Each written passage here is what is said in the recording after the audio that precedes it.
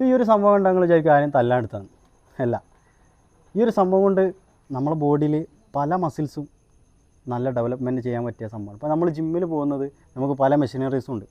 അതുപോലെ ഈ ഒരു 2 സാധനം കൊണ്ട് നമുക്ക് നമ്മൾ അപ്പർ ബോഡിയിലുള്ള നമ്മളെ ഷോൾഡർ, ചെസ്റ്റ്, അതുപോലെ മറ്റുള്ള ഏകദേശം അപ്പർ ബോഡിയിലുള്ള ഏകദേശം പല മസിൽസും നമുക്കിതിൽ നമ്മൾ ബിൽഡ് ചെയ്തെടുക്കാൻ പറ്റും. അപ്പോൾ കാലിസ്തനിക്സ് നമ്മൾ പറയുക വെച്ചാൽ നമ്മൾ നല്ലൊരു ഫിസിക്ക് ഡെവലപ്പ് ആവും. പക്ഷേ അതിൻ്റെ കൂടെ നമ്മൾ പ്രോട്ടീനും ഫുഡൊക്കെ ആഡ് ചെയ്യുമ്പോഴാണ് നമുക്ക് എന്ത് ചെയ്യാൻ പറ്റുള്ളൂ, നല്ല മസിൽസ് ഡെവലപ്പായി വരുള്ളൂ. മറ്റേത് നമുക്ക് നല്ലൊരു ഫിസിക്ക് വരും, പക്ഷേ എന്തുണ്ടാവില്ല, വോളിയം ഉണ്ടാവില്ല.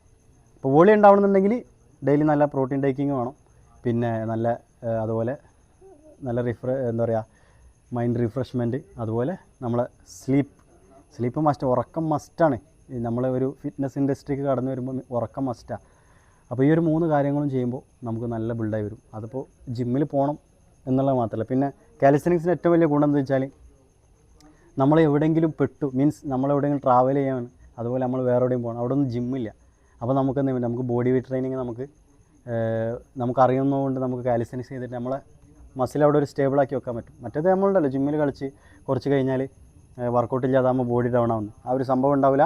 നമുക്ക് ബോഡി വെയ്റ്റ് കൊണ്ട് നമുക്ക് അത്യാവശ്യം വർക്കൗട്ടുകൾ ചെയ്തിട്ട് നമ്മളെല്ലാ മസിൽസും ആക്റ്റീവ് ആക്കാൻ പറ്റും, വോളിയം കൂട്ടാൻ പറ്റും, ഫുഡ് ടേക്കിങ്ങിലൂടെ നല്ല ബോഡി ഇൻക്രീസ് ആവാനും പറ്റും. അപ്പോൾ welcome to calisthenics world and gymnastics world. Okay, by.